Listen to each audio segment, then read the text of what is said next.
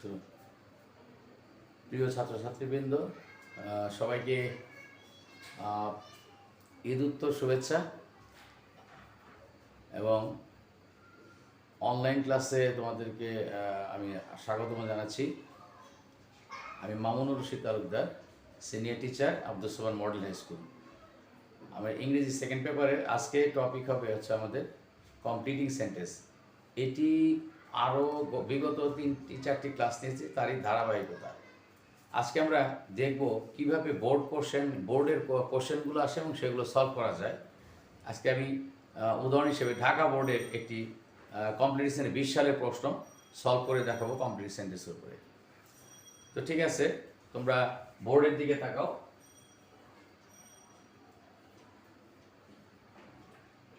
দেখো, ঢাকা বোর্ড 20 সালে প্রশ্নটি এসেছিল এভাবে কমপ্লিটিং সেন্টেন্সের উপরে। No sooner had we reached school, no sooner had we reached school. একটু বলতে চাই আমি, সেটা হচ্ছে যে স্কুলের আগে কোশ্চেনে এক জায়গায় দি দেওয়া আছে। তো আমি তো ডাইরেক্ট যে প্রশ্নটি থেকে তুলেছি সেখান থেকে দিটি আমি বাদ দিয়ে দিয়েছি। এই অর্থে বাদ দিয়ে দিয়েছি, ছাত্রছাত্রীরা যদি স্কুলে যায় তখন স্কুলের আগে যে প্রতিষ্ঠানটি তৈরি হয়েছে তার আগে দি বসে না সাধারণত। কেমন? তো দেখো, no sooner had we reached school, এর অর্থ হচ্ছে আমরা স্কুলে পৌঁছতে না পৌঁছতে। নো সুনার হ্যাড, তারপরে আছে হার্ডলি হোয়েন, স্ক্যারসলি হোয়েন। এই তিনটা স্ট্রাকচার আছে যেগুলি আমরা রাইট ফর্মস অফ ভার্বে মাঝে মাঝে পেয়ে থাকি। আমাদের কমপ্লিটিং সেন্টেন্সেও এটির ব্যবহার দেখা যায়। তাহলে আমরা দেখি, নো সুনার দিয়ে বাক্য শুরু হলে হ্যাড বসবে। আর একটা জিনিস মনে রাখতে হবে যে এই প্রথম ক্লজটির শেষে THAN দেন ব্যবহার হবে। তাহলে আমরা আগে লিখে নেই, এই জায়গায় শূন্যস্থানে লিখে নেই THAN than. No sooner had we reached school, আমরা স্কুলে পৌঁছতে না পৌঁছতেই হতে পারে কি ঘন্টা পড়ে গিয়েছিল, তাহলে হতে পারে দেন দি বেল র্যাং। আমরা এইভাবে এটিকে শেষ করতে পারি। No sooner had we reached school than the bell rang. No sooner থাকলে দেন ব্যবহার হবে, এটা মনে রাখতে হবে। নো সুনার পরে হ্যাড থাকে সাধারণত, অর্থাৎ পাস্ট পারফেক্ট টেন্সের ফর্ম থাকে। এটি অন্যভাবে করা যেতে পারে, no sooner had we reached school than the assembly began. হ্যাঁ, সমাবেশ শুরু হয়ে গেছিল, এরকম হতে পারে। তারপরে দেখো, unless you study attentively. Unless অর্থ হচ্ছে যদি না। খেয়াল করো, এটি একটি subordinate clause. Unless you study attentively, এই পর্যন্ত আমাদেরকে সাবঅর্ডিনেট ক্লজ। তো এই সাবঅর্ডিনেট ক্লজটি শেষ হলে এখন আমাদেরকে একটা প্রিন্সিপাল ক্লজ তৈরি করতে হবে। যদি না তুমি মনোযোগ দিয়ে পড়াশোনা করো তাহলে কি হবে? তুমি ভালো ফলাফল করতে পারবে না, অথবা হতে পারে তুমি পাস করতে পারবে না। কেমন? যেভাবে লেখা হবে, দেখো, আনলেস ইউ স্টাডি অ্যাটেন্টিভলি, কিন্তু সাবজেক্ট কিন্তু আনলেসের এখানে যে সাবঅর্ডিনেট ইউ আছে, প্রিন্সিপাল ক্লজ এখানে বসবে। এই প্রিন্সিপাল ক্লজটিতে কি হবে? ইউ আসবে সাবজেক্ট হিসেবে। তাহলে কেমন? Unless you study attentively you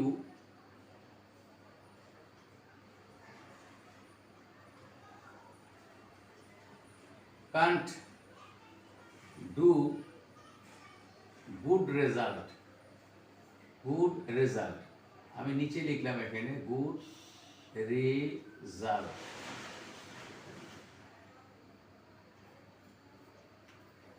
তুমি যদি মনোযোগ দিয়ে পড়াশোনা না করো তাহলে তুমি ভালো ফলাফল করতে পারবে না। এটা বিকল্প হিসেবে লিখতে পারো, আনলেস ইউ স্টাডি অ্যাটেন্টিভলি, হ্যাঁ, ইউ উইল ফেল। এটাও যদি লেখে তাহলে বাক্য হবে। লক্ষ্য করো, তারপরে স্ক্যারসলি হ্যাড দি পার্টি বিগান। লক্ষ্য করো, নো সুনার হ্যাড, স্ক্যারসলি হ্যাড, এটি প্রায় একই জাতীয় স্ট্রাকচার। স্ক্যারসলি এখানে নো সুনার থাকলে হ্যাড থাকলে পরে দেন বসে। এই জায়গায় খেয়াল করো, স্ক্যারসলি হ্যাড থাকলে এখানে দেন না বসে হোয়েন বসবে, অর্থাৎ সাবঅর্ডিনেট ক্লজটি শুরু হবে হোয়েন দিয়ে। তাহলে দেখো scarcely had the party began when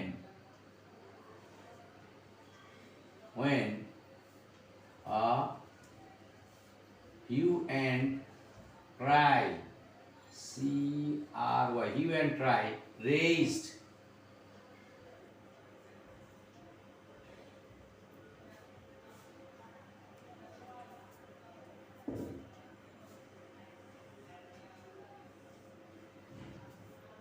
অর্থাৎ লিখলাম আমরা যে পার্টি শুরু হতে না হতেই কি হলো, হিউ অ্যান্ড ক্রাই রেজড, একটি শোরগোল উঠলো বা শুরু হলো, বা আমরা বলতে পারি when a hue and cry কি বলে ওয়াজ হার্ড, একটি শোরগোল শোনা গেল, এরকমটা আমরা লিখতে পারি।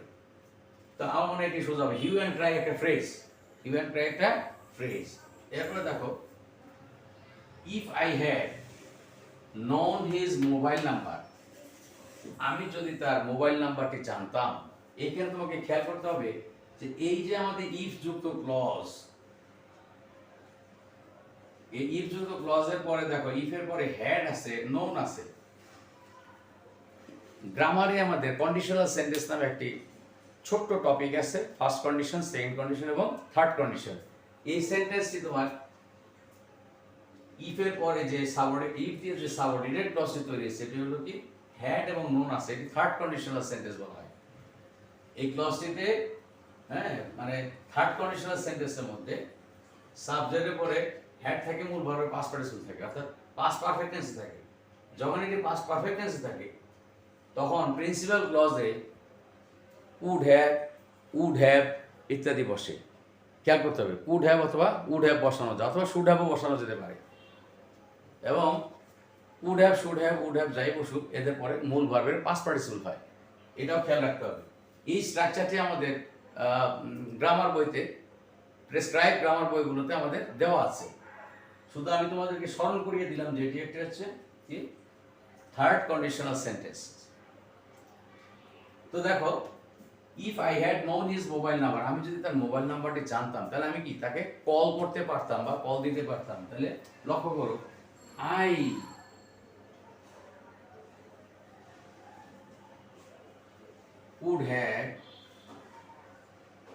I could have called him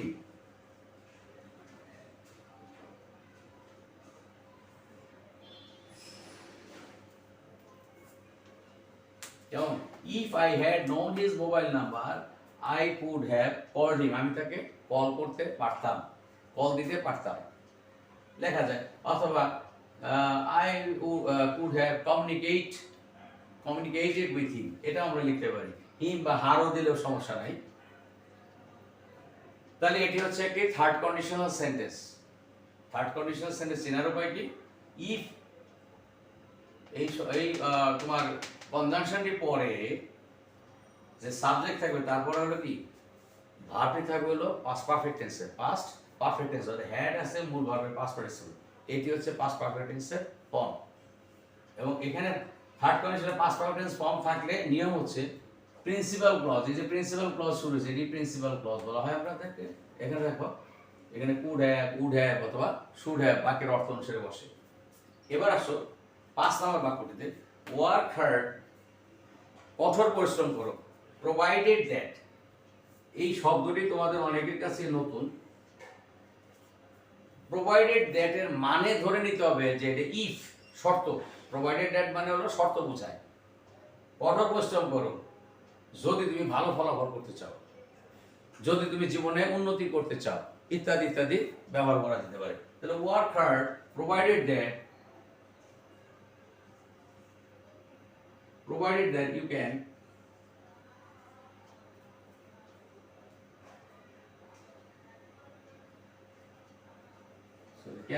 provided that you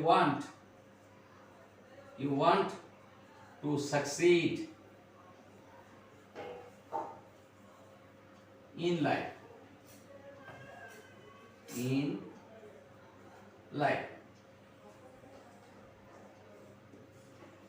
তাহলে এই কমপ্লিটিং সেন্টেন্সটি আমাদের ঢাকা বোর্ড 2021 সালে তো পরীক্ষা মানে হচ্ছে না, তোমরা জানো যে ওইভাবে হচ্ছে না, কেমন রুটিন দিয়েছে 2020 সালের এসএসসিতে ঢাকা বোর্ডে 20 সালে আসছে ওইটা। তাহলে আমরা একটি বোর্ডের কোশ্চেন দেওয়া ছিল এবং সেটিকে আমরা সলভ করলাম। এই কম্পিটিং সেন্টেন্সগুলো সলভ করার আগে আমাদের যে বিষয়গুলো জ্ঞান মানে পূর্ব জ্ঞান আমাদের থাকতে হবে, তার একটি হচ্ছে গিয়ে ক্লজের জ্ঞান থাকতে হবে, প্রিন্সিপাল ক্লজ এবং সাবঅর্ডিনেট ক্লজের জ্ঞান। আরেকটি হচ্ছে টেন্সের জ্ঞান সব ক্ষেত্রেই লাগবে, টেন্সের জ্ঞান ছাড়া চলবে না। পাশাপাশি আমরা খেয়াল করলাম কি যে রাইট ফর্মস অফ ভার্বের মধ্যে যে ফর্মগুলো থাকে, যেমন নো সুনার হ্যাড একটা স্ট্রাকচার আছে, স্কেয়ারসলি হ্যাড একটা আছে, হ্যাঁ, তাহলে কি রাইট ফর্মস অফ ভার্বের জ্ঞান আমাদের লাগতেছে। আবার আরেকটা সেন্টেন্স আমরা দেখছি কি ইফ দেওয়া, তার মানে কি কন্ডিশনাল সেন্টেন্সের নলেজ আমাদের থাকতে হবে। তাহলে right forms of verb, conditional sentence এবং ক্লজ, এই তিনটি বিষয়ের জ্ঞান ভালো থাকলে, পরিপূর্ণভাবে থাকলে তার জন্য কমপ্লিটিং সেন্টেন্সটা খুবই বোঝার ক্ষেত্রে সহজ হবে। আমরা যে অনেক সময় বলি যে হ্যাঁ স্যার এটা পড়াচ্ছে আমরা বুঝতে পারছি না, এটা কি হলো, এই প্রশ্নগুলো ছাত্রদের মনে আসে বা তোমাদের মনে অনেক সময় আসে। কেন আসে? কারণ হচ্ছে যে আমি যে তিনটি বিষয়ের উল্লেখ করলাম, একটি হচ্ছে গিয়ে রাইট ফর্মস অফ ভার্বের রুলস, দুই নম্বর হচ্ছে গিয়ে বলছি যে ক্লজের আইডিয়া অর্থাৎ প্রিন্সিপাল এবং সাবঅর্ডিনেট ক্লজ, তৃতীয়ত হচ্ছে গিয়ে তোমার কি কন্ডিশনাল সেন্টেন্সের ধারণা। তিনটি বিষয়ের ধারণা পরিষ্কার থাকলেই কেবলমাত্র কমপ্লিট সেন্টেন্স তার জন্য সহজ। তাহলে আমাদের কি করতে হবে? কমপ্লিট সেন্টেন্স করবো, পাশাপাশি কি রাইট ফর্মস অফ ভার্ব তো আমাদের পরীক্ষার একটি বিষয়, সুতরাং এই বিষয়টি আমরা গুরুত্ব দিয়ে খেয়াল করব। আর হচ্ছে ক্লজ, ক্লজ না জানলে তো আমরা চেঞ্জিং সেন্টেন্সে সিম্পল কমপ্লেক্স কম্পাউন্ড বুঝতে পারবো না। সুতরাং ক্লজের প্রিন্সিপাল এবং সাবঅর্ডিনেট ক্লজ জানতে হবে এবং কোন কোন কনজাংশন দিয়ে সাবঅর্ডিনেট ক্লজ শুরু হয় সেটা আমাদের মুখস্থ রাখতে হবে, ঠোঁটস্থ রাখতে হবে। তৃতীয়ত হচ্ছে বলছি কি আমরা যে কন্ডিশনাল সেন্টেন্সের নলেজ থাকতে হবে। আমি গত বছরে অর্থাৎ এই প্যান্ডেমিক সিচুয়েশন শুরুতে, গত বছর 2020 সালে শুরুর দিকে ক্লজের উপরে তিনটি ক্লাস দিয়েছি। সেই ক্লাসগুলো যদি তোমরা না দেখে থাকো, মিস করে থাকো, হ্যাঁ তোমরা আমাকে জানাও। আমার স্কুলে, বিশেষ করে আব্দুল সোহান মডেল হাই স্কুলের ছাত্রছাত্রীদের কথা বলছি, আমি আবার প্রয়োজনে রিপিট করব কন্ডিশনাল সেন্টেন্সের ক্লাসটা এবং ক্লজের ক্লাসটা রিপিট করব তোমাদের কাছে। তো আজকে এইখানে আমরা দেখলাম কি ঢাকা বোর্ড 2020 সালের কমপ্লিট সেন্টেন্স।